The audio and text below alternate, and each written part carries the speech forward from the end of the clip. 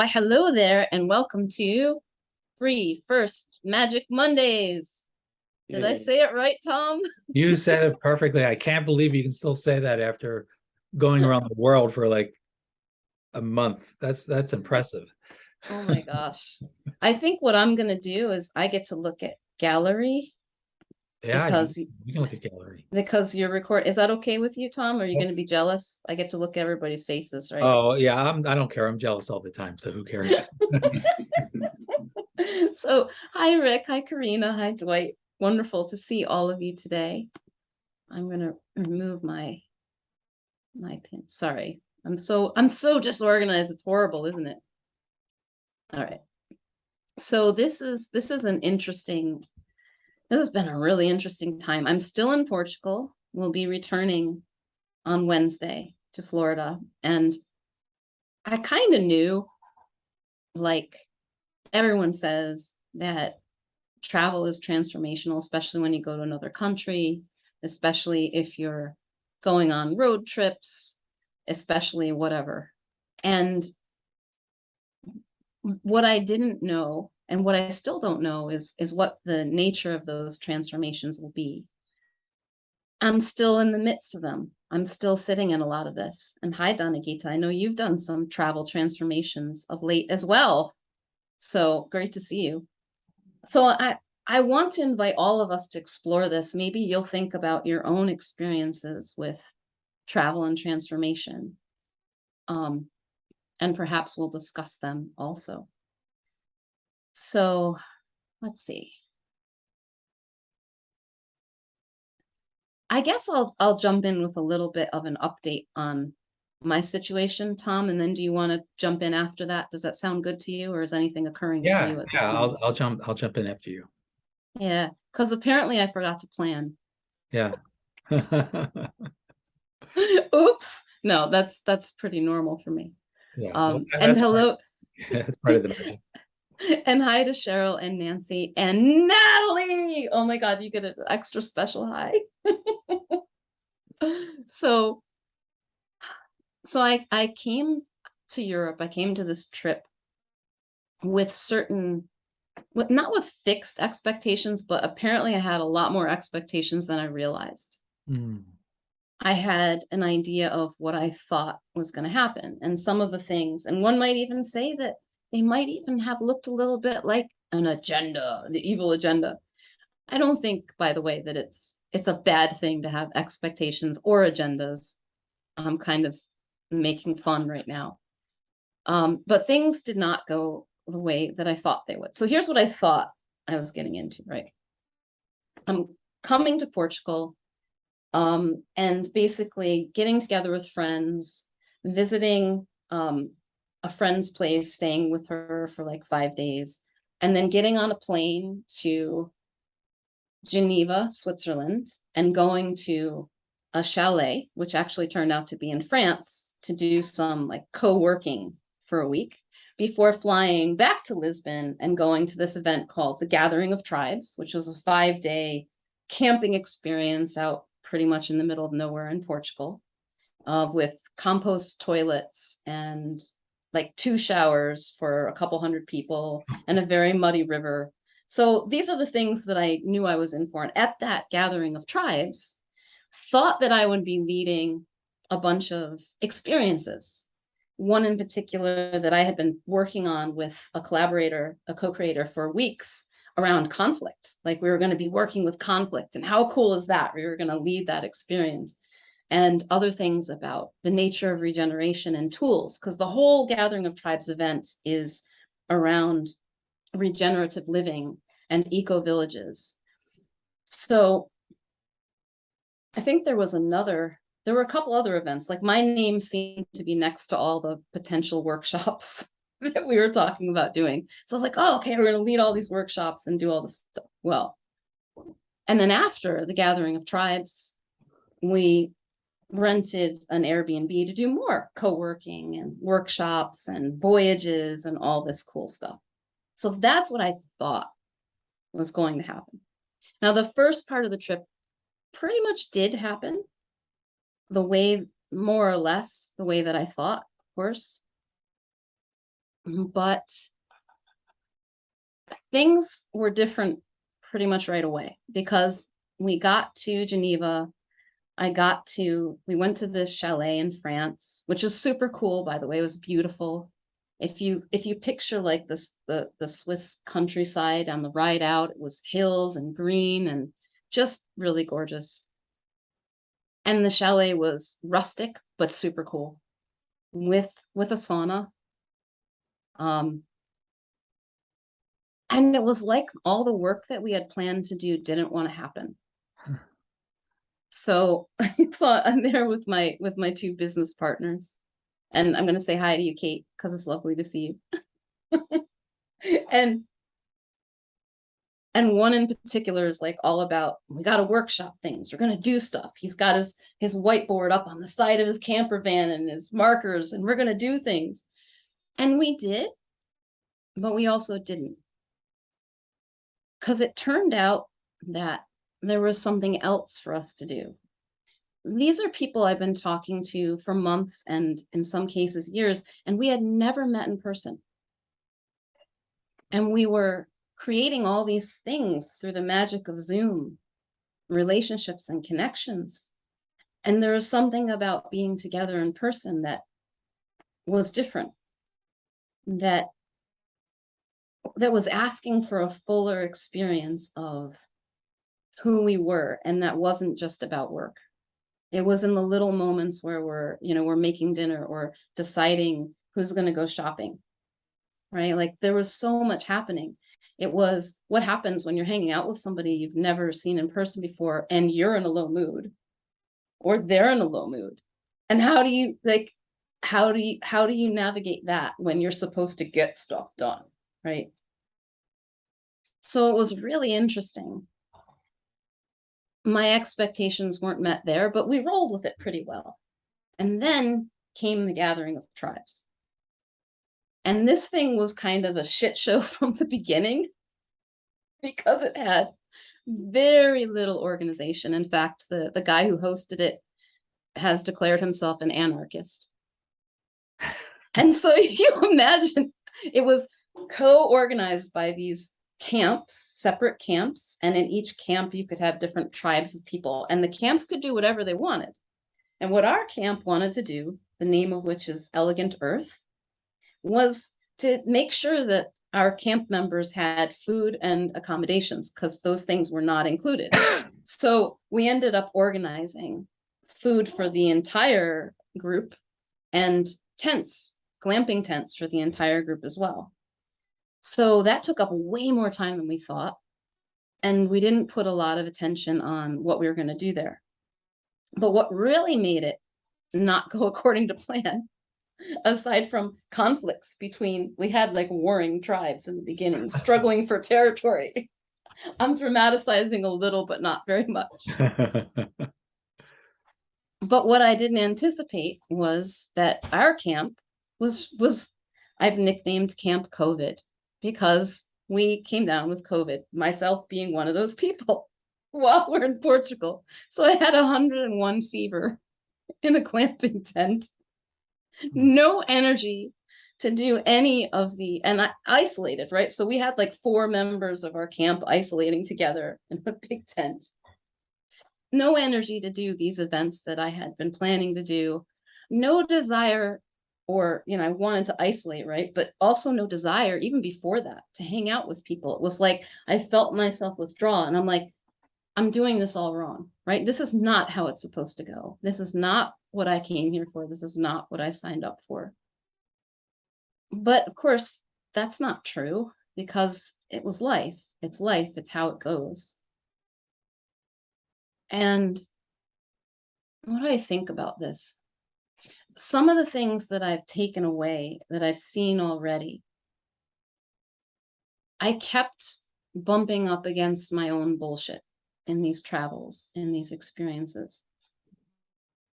So who I think I am, what I think I'm like, what I think I'm not like. And one of the big ones for me was being responsible.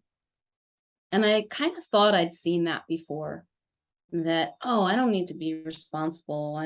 It's looked like helping people and before that, it looked like even like fixing people. And I'm like, no, I've dropped all this stuff, but I really had to let go of being responsible for taking care of the people that we had invited into our camp. And I really felt responsible. I felt responsible for welcoming them. I felt responsible for making sure that they had what they needed. And I could feel it, like this tension around it. And I had to let it go because the situation was clearly out of control, out of my control. And it felt horrible. And so I did let go of being responsible. And it felt better, but it didn't feel good because I still didn't want to be sick. And I still didn't want to be not doing the things that I thought I should be doing. But I knew that it wasn't my job anymore. And I just did the best that I could. And what was really interesting is that one of those days in the tent, while I had a fever, and I could literally barely pull myself around to like get things in the tent. I had so little energy. And thankfully it was very short-lived. I had a fever for about 24 hours and then felt a lot better quickly. So it wasn't so bad. But one of the people that I connected with inside of the camp came to the outside of the tent. So there was a screen between us and there was a distance between us. And he was in a really bad spot. And I was thinking, I have a really easy out here. I have a fever. I'm really sick. But he clearly wanted to talk. And something felt right about that. And so I got myself up and kind of sidled over to the screen and we had a really beautiful conversation. And I didn't have a lot, but I had listening.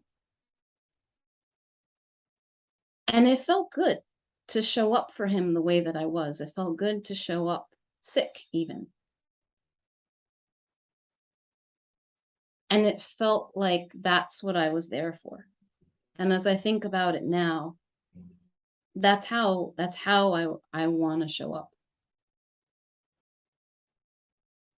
And it was after the gathering of tribes and moving on to the Airbnb that we had, and there were about 7 or 8 other people. We had people coming in, people going out, drama, drama, drama at the start. Like everybody was processing all the stuff from the gathering of tribes. There were conflicts.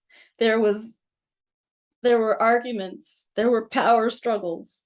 It was really fascinating, and I still didn't feel myself. Also caught a stomach bug, which was rampant at the gathering of tribes. So I felt like, ugh, for a couple days, just not right in my guts. I'm like, come on, give me a break, universe, right? But I started to come back to myself. And again, like everything that we had planned to do, we had planned to workshop all these things. We did a little, but we didn't do much. Not a lot of stuff that was on the list, but something was happening. It was like all of us could feel things moving and shifting, and there were conversations happening that weren't planned, that were really beautiful, like pieces of the puzzle coming together. And where we've landed now in October is a totally different place than we were in when we started, even though we didn't get here by any of the routes that we had planned. And there's one other little story that I want to share with you that showed me how little I know myself. Or let me just say it differently. How much of what I think about myself is bullshit. So I had so much nervousness about this. This really seems silly to me now, but getting off the plane in Lisbon and getting to the train or wherever I was going to go next. I wanted to figure it out so badly. I wanted to have like the step-by-step plan, like go down the ramp and turn right. And like, that's not how it works. Yeah. And I found myself thinking about this, right? And I had jet lag really bad too. I swore I wasn't going to be jet lagged, but I really was because I had basically no sleep on the plane across the ocean. So I started out at a deficit on top of it. Poor planning, inaccurate expectations all across the board. And like I felt so uncomfortable and so really afraid being in a country where I don't speak the language, although there are a lot of people here who speak English and they're very friendly, the Portuguese people. I was really uncomfortable. But a few weeks later, when I found myself, a friend of mine and me were waiting at a train station at a very small town, very small town. And we had a 3-hour wait for the train and really hadn't thought through what we were going to do there. We had somebody dropping us off on the way. So we're like, oh, no big deal. We'll find something to eat. There'll be a gas station or something. I don't know. But there was nothing. There was nothing near the train station, except that there was about a half-hour walk to a gas station and a little supermarket. But we have our suitcases, right? So we each have like a backpack and a suitcase. And I'm like, okay, let's go on a walk. The funny thing was, I was so okay with the whole situation. I wasn't stressed. I wasn't frustrated. I wasn't overwhelmed. I was like, let's go on an adventure. Let's see if we could get to the gas station. So we start hauling our suitcases up this hill. It turns out to be a hill with these cars like whizzing by these roads. A lot of the roads in Portugal are kind of tight. And I'm like, after about 10 minutes, we're looking at each other like, this is a bad idea, isn't it? This is a really bad idea. Can we get an Uber? We're out in the middle of no, there's no Uber. I'm like, what about a taxi? So this is what shocked me. I picked up my phone and I called the taxi in Portugal. That guy doesn't speak very much English at all, and managed to tell him to pick us up at the train station in 6 minutes. So we managed to understand each other enough. And we had to like hightail it back down the road to get to the train station in time for this taxi driver to be there. And I enjoyed every minute of it. Like, it was fun. My friend was not having fun, but I was having fun. Isn't that interesting? Yeah. And I saw that in that moment, I really saw how there is no bad situation. There is no, and I'm not saying that we don't go through pain and sickness and illness and trauma and have awful things happen, like the hurricane that just ravaged people that I know in Florida, their houses, their properties, their flooding. My dad, we had to evacuate from Wow. St. Pete and Tampa. Like, so bad shit happens. I'm not saying bad shit doesn't happen, but the thing that happens isn't what makes it bad. It's what's happening in me when I show up for it. And that doesn't mean that I show up perfectly. Lord knows I did not show up perfectly for most of any of what I can't even believe I said most. Or I showed up perfectly for all of it because I showed up the way I was. But there's so much that's possible. I don't have to be stuck in a shit experience because things aren't going the way that I think they should. I could actually enjoy it. But if I am in an awful experience, that's okay too. It's going to change. And there's always something new available.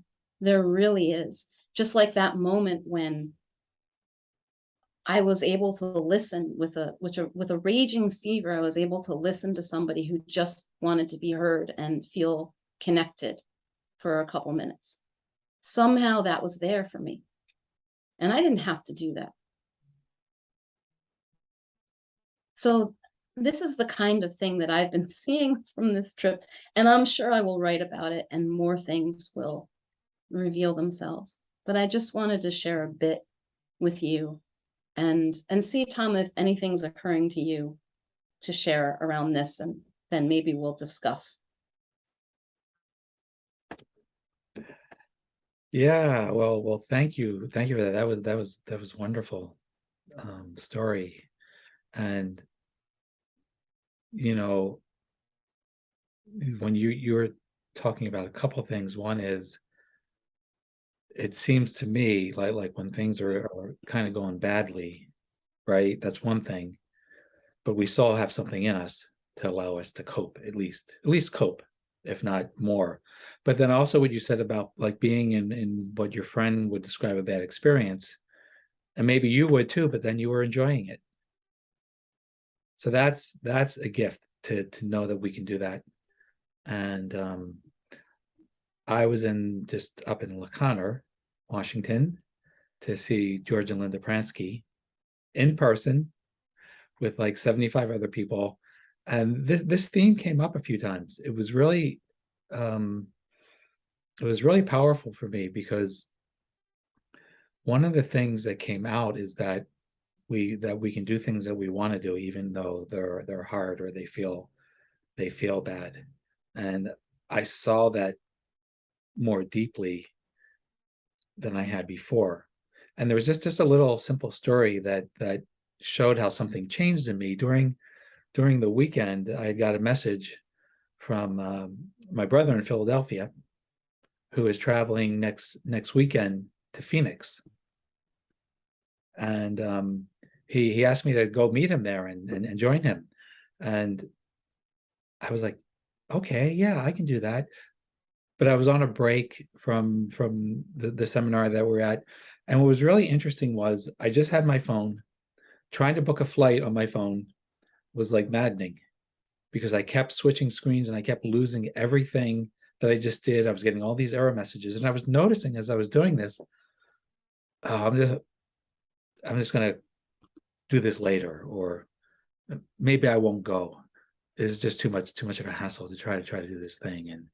But what I noticed was I kept going, and that was a little different experience for me to know that I can keep going when it really looks like, you can have this idea that, oh, maybe this is not meant to be because it's such a hassle to try to do it.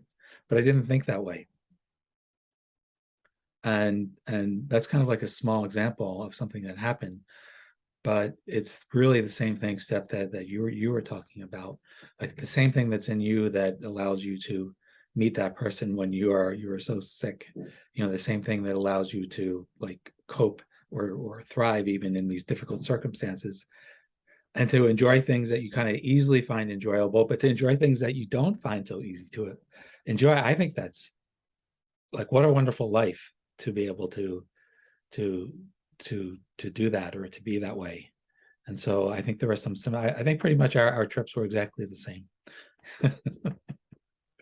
although I will say, like, everything fell into place for me because I was like stressed out about money. I was stressed out about having to maybe rent a car and then not having insurance, and all these thinking things came up, but then everything just worked out.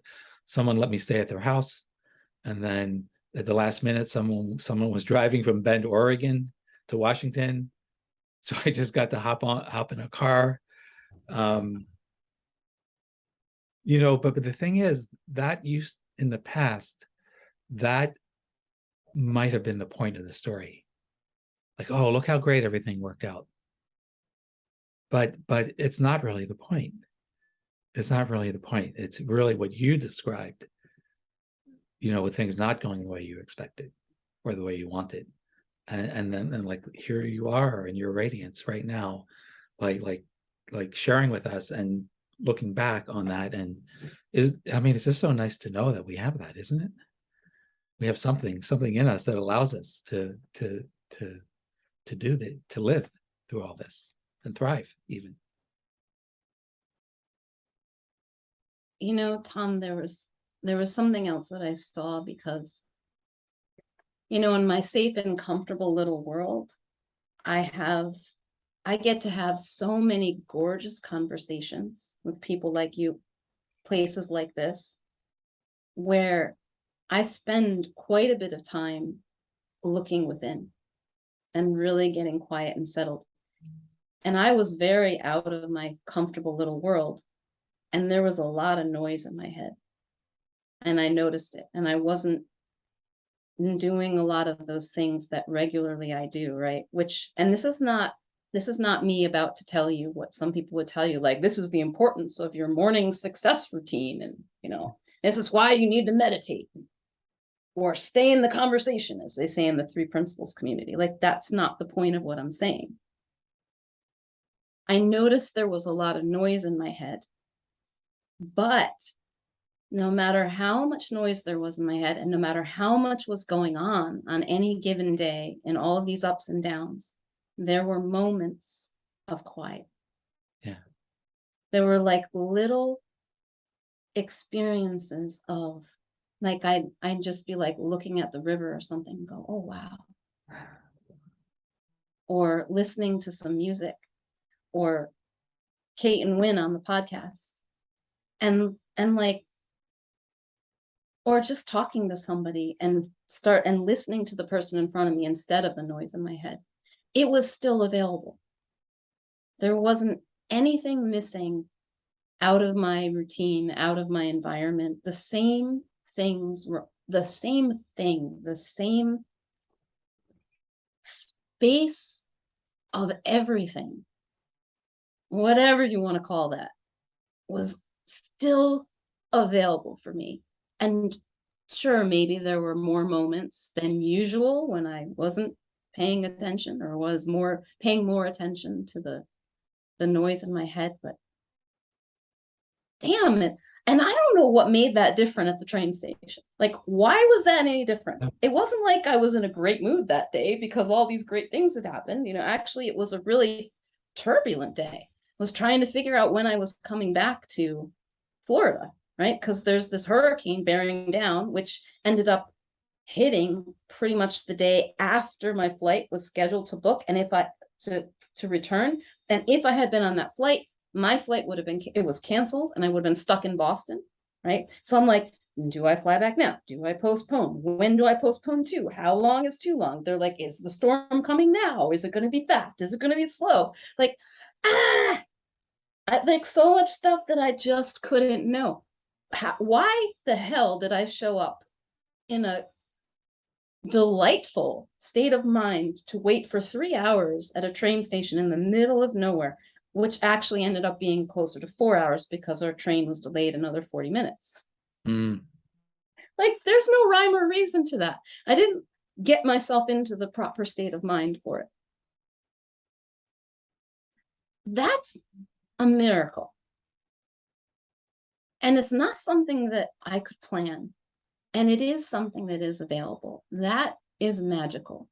Yeah. That we have so much resilience and so much flexibility and infinite possibilities in every moment. And none of that suggests that we have to behave one way or the other, Right. or that we have to be feeling or having any particular experience in any given moment. No, it doesn't. I was all over the map.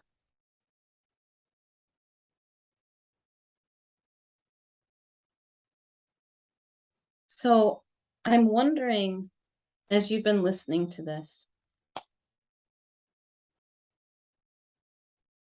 and maybe think about some of your own expectations about something in your life.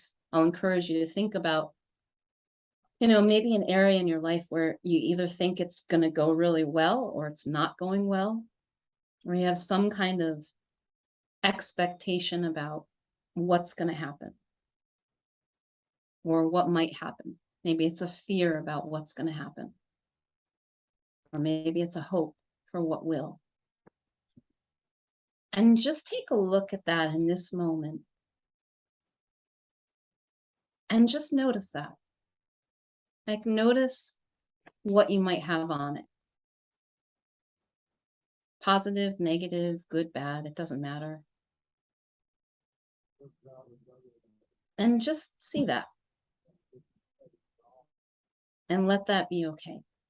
So I want to give you a minute or so to do that. A couple minutes just to reflect. If you like to write things down, you can. But just see what you notice. Like, what's something that you have an expectation about, and how does it feel to have those expectations? So I'm going to silence myself for just a couple minutes and let you reflect.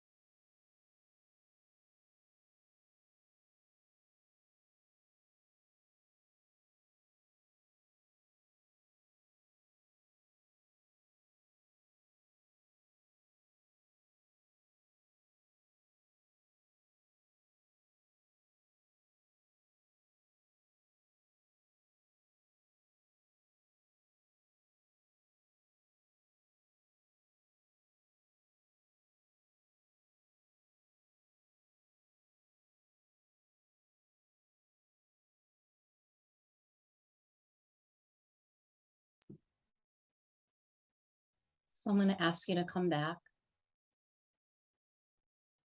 And, as you consider where you have expectations in your life and what it feels like, I also want you to consider now what it would be like if you didn't have them. Or if you had them, but you weren't attached to them. So, like, they didn't really mean anything. And you can have an expectation of something great happening or something awful happening. But what if it didn't mean anything? You didn't have those expectations sucking your energy. Or, it's interesting, right? Because there's a tension even around a really beautiful expectation. If I think it has to happen, if I need it to happen. So what if you didn't have an expectation there? And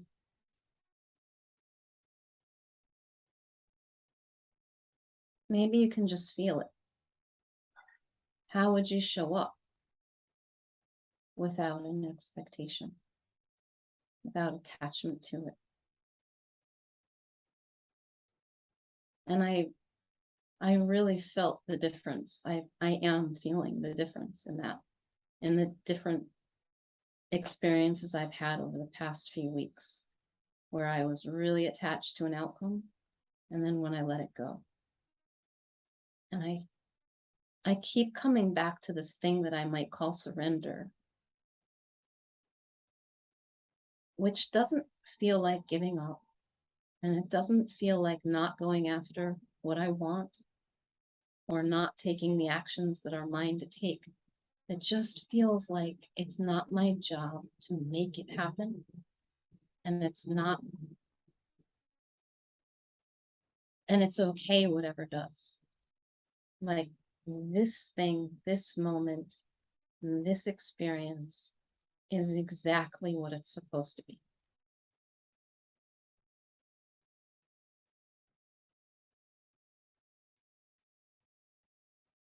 So I'd like to open this up now for you to share maybe. What are you noticing about? In particular, what maybe are you seeing about expectation, about how you're showing up with things in your life that's new, that's a little different? Or maybe there's a question that you're considering that you've never thought of before. So I think since I can see the gallery, you can just unmute or raise your physical hand. If you want to be technical, you can raise your digital hand under the reactions tab. But I would love to hear from you. What's coming up for you that's new, interesting, provocative, puzzling even?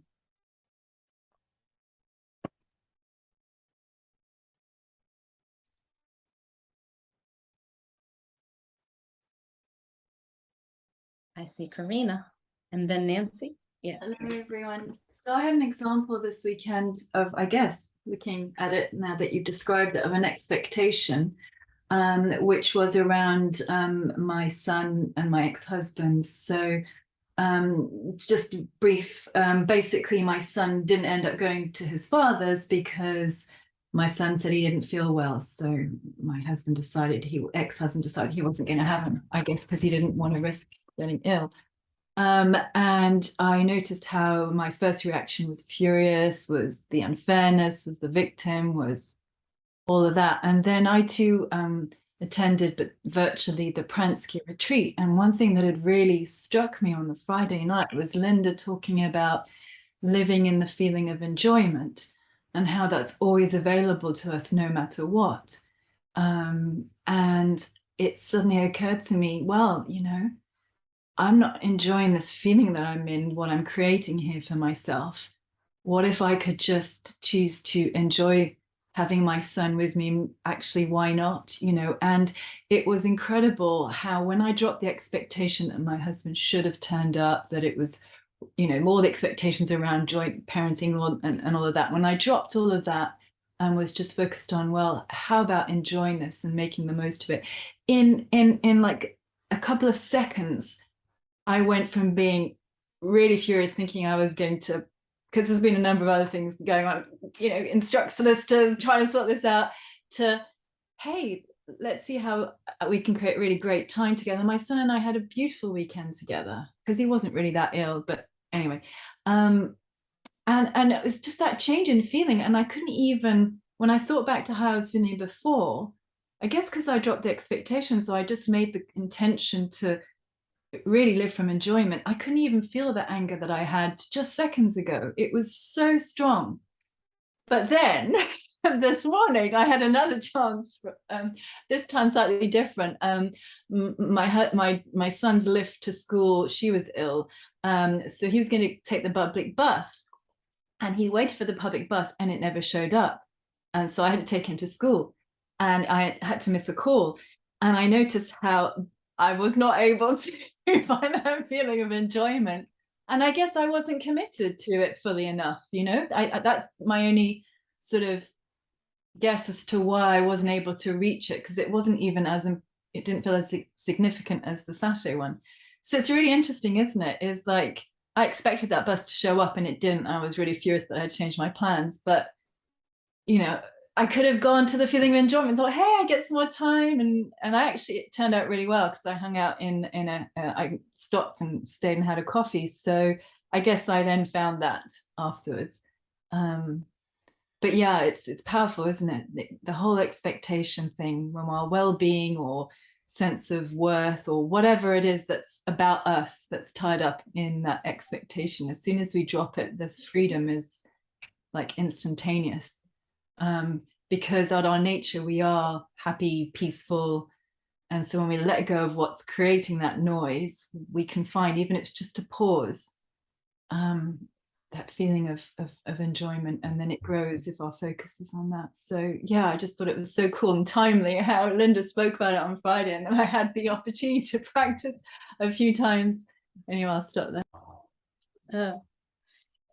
Karina, I think that for me, one of the biggest expectations I've been noticing and dropping, or noticing when I'm not dropping, is the expectation that I shouldn't have expectations.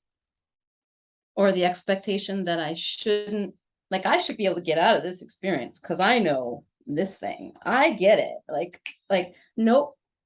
Like, it feels so much better to give myself over to it and literally throw a temper tantrum, a whine fest, like, call it out. This is for me. I'll be like, I'm just gonna whine right now. Whine. And then it feels so much better. It's like, I don't want to do it right anymore. I don't want to be an A student. So anyway, thank you for sharing that, Karina. And I think I saw Nancy's hand, and then we'll go to Natalie, and then I think I saw Donna Gita too. So thank you. So I'm checking in. Can you hear me? mm-hmm. Great. Okay. Yeah. When you had said for us to think of a time around the expectations, I mean, just kind of flooded into me about getting together with family, and just, oh my God, so many situations. But very recently we were having the grandchildren, and these are actually not my children, but they're in my life, and it's just a wonderful thing. And so they were coming for the weekend, not for the weekend, just for one night. We had already had them for a whole weekend. And so they were coming just for one night. And I was like, okay, and I really, it's so amazing to me how, that the house can have like a vibe that seems like really quiet. And then they arrive and it's like, ba-boom. Everything is like going everywhere. And since they were just coming for one night, we were thinking, well, we really don't need to set up the card table and put a sheet down, to cover the rug so that the Play-Doh doesn't get stuck in the rug. And before we even had a chance to blink, the Play-Doh was out. It was just, and so I was just noticing a lot of, oh my gosh, I guess we we thought this was going to be different because they were just going to be here for one night. But it, and it was noticing the expectation and just being like, okay, letting that go. And it's been so healing to me and just amazing to see how my mind, or just all the expectations that go through in those kinds of situations with family, and how much more liberating it is when I see the expectation and I'm just like, well, I don't know what's going to happen next. So, and not feel like I'm responsible for holding the whole house together, maybe whatever is going to happen. And so I also, something came flooding into about, I have two sisters that live, kind of, my family has always lived at, maybe 1,000 miles apart. And I have two sisters that now live like a bird's, like in the same neighborhood. And it was in Florida. And so here was the whole thing with the storm coming. And so I'm texting just to connect and find out, everybody okay. And so my one sister lives in a house that's built more up on a mound. Purposely it was built that way. And it was just like, she texts me, it's really gonna be bad. Okay. And everything that happened, I mean, it was just like the next day she sends me a picture that the water was like halfway up the driveway. But my other sister lives around the corner where she's not up high. And so, my expectations that flow in is like, have you checked in with her? But that wasn't happening. And so I just knew, don't even say that. That's, I attempted to check in with the other sister, and yeah, they did have some things going on. And this sister is just like, oh, we got our generators going, and I just watched Petticoat Junction. And I was like, Petticoat Junction. But I don't say any of that. It's a text, and it's like, okay, great. Oh, good. I'm glad. And noticing yet the expectation would be, are you kidding me? Have you not gotten in a boat and went over to find out where my other sister is? But feeling the absolute freedom of noticing, it's my thought, it's an expectation. And, in her universe, that's not happening. She's looking at Petticoat Junction.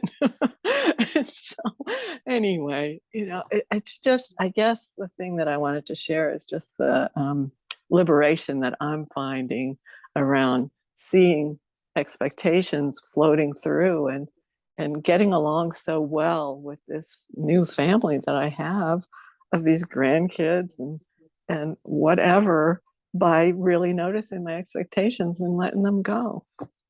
And that it's so much more fun to just see, well, what's going to happen next.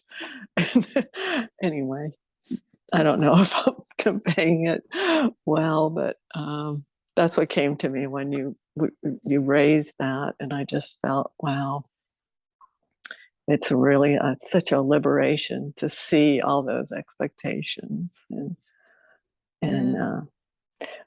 a lot of expectations that, I didn't know I had around, my parents' expectation of when I would come to visit.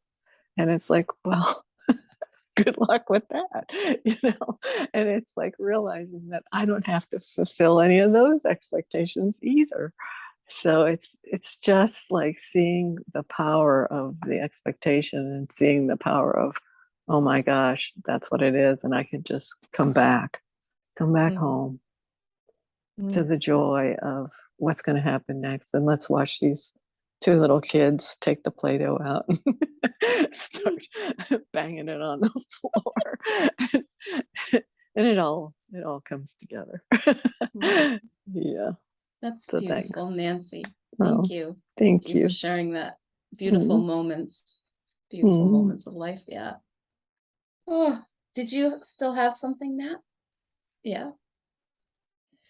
Yeah, hello. I have so much to say, but I'll try to So in the past 2 years, I've been doing somatic therapy every week with my therapist, and in February, I started the somatic experiencing certification training. And so I've been deep in polyvagal and somatics and nervous system healing. And what I cannot help but see what you're speaking to through the lens of the nervous system. And for people who aren't familiar with the nervous system, basically our autonomic nervous system is always subconsciously, like we have no cognitive control over this. It's always tracking the exterior and interior environments for cues of safety versus danger. And we don't get to choose what our nervous system says is safe versus threatening. We don't choose that.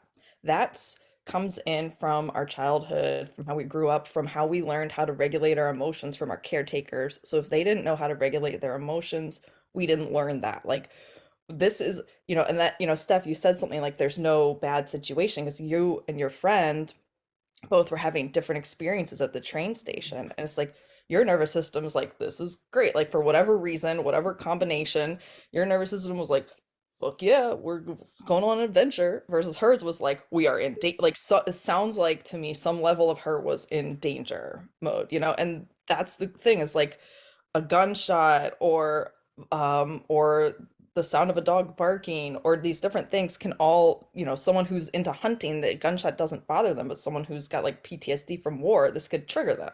That's all happening in the nervous system. There's no external objective meaning to anything in our nervous systems. And so I think is really this, I mean, this has liberated me to whole new dimensions because my life, I grew up with a lot of neglect and abuse and trauma that led me to be, so our nervous systems basically have like safe mode where from when we're in safe, when we're feeling safe, then creativity naturally emerges. We naturally just feel like, I feel energized, I feel alive, I have so much whatever inspiration, I feel good, I'm just like doing the thing I'm doing, I feel great.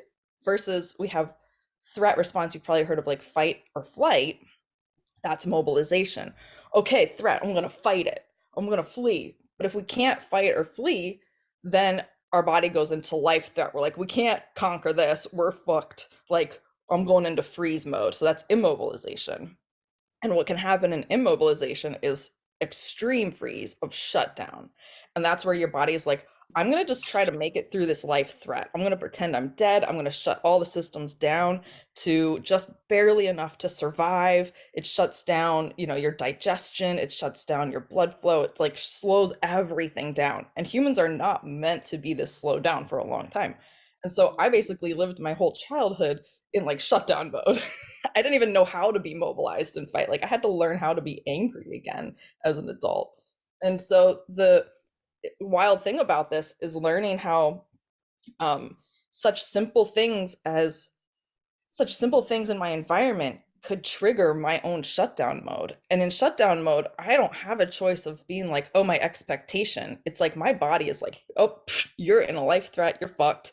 My stomach starts hurting. I feel exhausted. I feel a layer removed from life. It's a terrible experience. And it takes like at least a week to recover from. It's really intense. But tracking the expectations and tracking the cognition and tracking what was happening in my mind has helped me been able to recognize when I'm getting towards something that my nervous system might register as a life threat. And so then I can do a reality check. And I think that's what I'm hearing you speak of too, of like these expectations and a reality check in somatics. So like with my therapist and stuff and with what I'm learning, it's like, okay, coming back to the, when we're all stuck in our thoughts, we're like thinking, we're projecting into the future, like, oh my God, I'm going to end up like the bag lady under the bridge eating cat food, like that we go there. We're like, that's where it goes. Versus reality checks, like, what's in my situation right now? I see the sunshine in my room. I see the beautiful plants that are just thriving. I see the trees outside my window. I feel the soft blanket beneath me. I hear the birds chirping. I smell the fresh air, whatever. And coming back into our senses helps our nervous system register, oh, actually, you're safe. Oh, actually, wait, you're not threatened. And can actually help retrain your nervous system to no longer associate life threat or danger with those outer cues. And that's what's fucking that, like, you're speaking to the miracle. I'm like, that's the fucking miracle, is that we can train our nervous systems to no longer be reactive to those external cues. And so coming along with the cognitive of like expectations and being like, I have this expectation of how this is going to be. Well, bringing that back into the body, you can track where your nervous system's at through paying attention to how your body feels. Do you feel like collapsed, or do you feel like, oh, like Steph, you said you have like temper tantrums? Like, that was great, because then you actually get to physiologically complete that reaction. Like, our bodies have to move through the energy and get it out in order to come back to safety. And so learning about how our bodies and our nervous systems physiologically move through these reactions couples so well with that cognition of expectation, and being able to bring that into the body and be like, when I have this expectation and it doesn't come out as much as I planned, and I feel like I want to fight, that's a sign that you're in threat mode, mobilize, fight. And you can work with that then. And so I just think, like, I just had to share this because, like, bringing that together with the cognition plus the somatic of understanding your nervous system and the physiological responses in your body, you then really have a superpower. And you can, it's not an instant, like, working with the nervous system takes time. Like, it took me like a year and a half to maybe a little over a year and change to like really uncouple that threat response to shutdown mode. But when I did, I was like, I have never felt alive like this in my whole entire life, because I finally was able to be in safety in a whole new level, and it's rippled out in my relationships. It's allowed me to no longer succumb to other people's expectations of me at my own martyrdom, and it's changed everything. And it takes time, because your nervous system's like slow, you know, our thoughts are like, but our bodies are like, whoa. But then when it happens, and it's fucking cool. So I just wanted to share that. And yeah, thanks for listening. Mm. You know, Natalie, what I hear in that's such a beautiful reminder, is like that here is where we find that safety, like right here in our bodies. The present moment in your body, in your senses. Yes. Yeah. And realizing that what's happening in our heads is not what's happening. This is not what's happening. This, and that's really beautiful. I'm so glad to hear that you've found that you're experiencing that. That's amazing. Thank you. You've been a great help on my journey. So thank you. Yeah. So, Donna and Gita, we have like 5 minutes left. Do you want to share something before we close for today? See, I can. Yeah. Yes, I'd love to.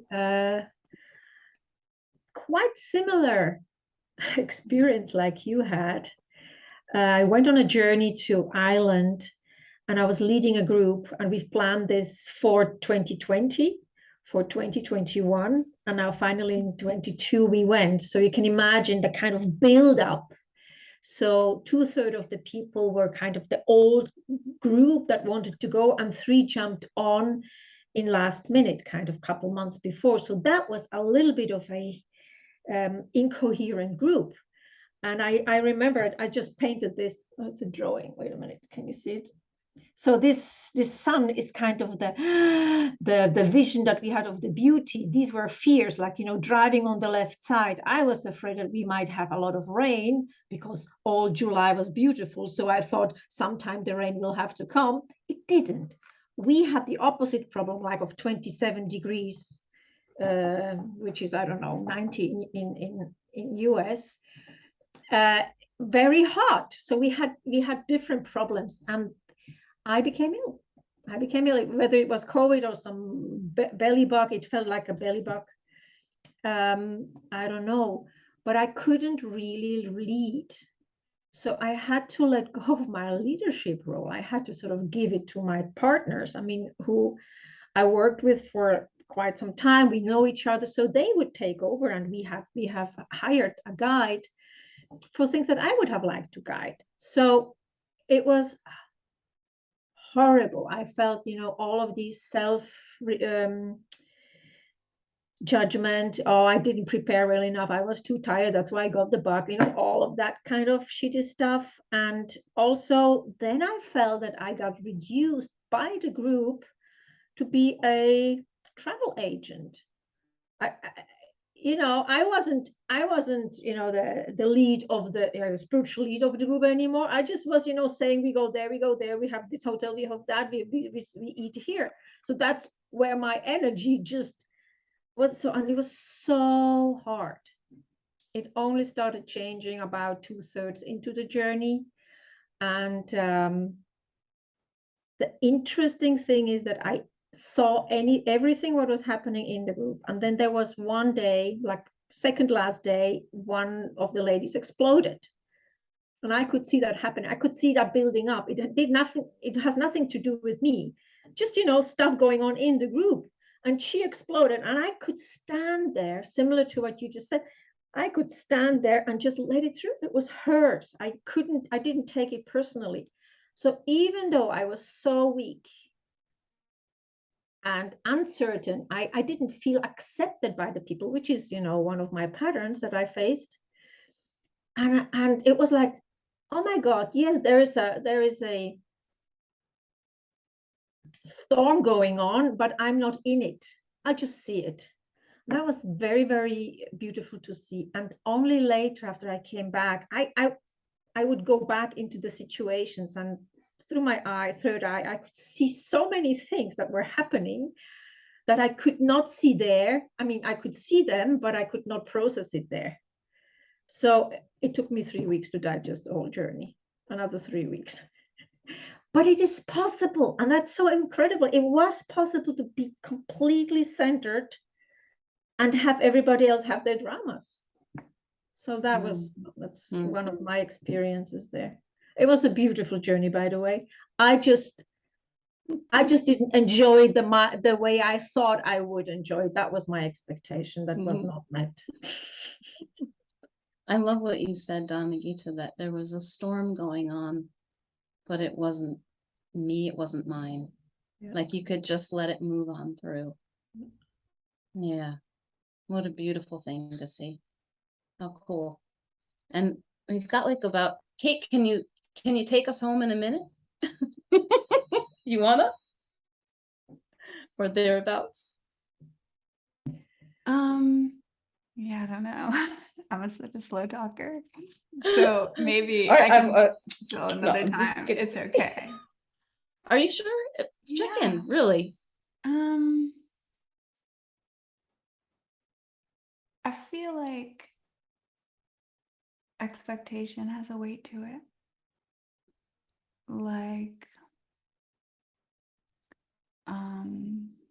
our thoughts of the past. So expectation is, like our imaginings of the future. And something about weight, the feeling of weight has been showing up for me lately, and there's a lightness to being that seems really beautiful right now, and it doesn't have anything to do with what's happening around me. Yeah. And I love that lightness, and I seem to be moving in a direction where that lightness of being whatever I'm being almost seems more interesting than my preferences for what's happening.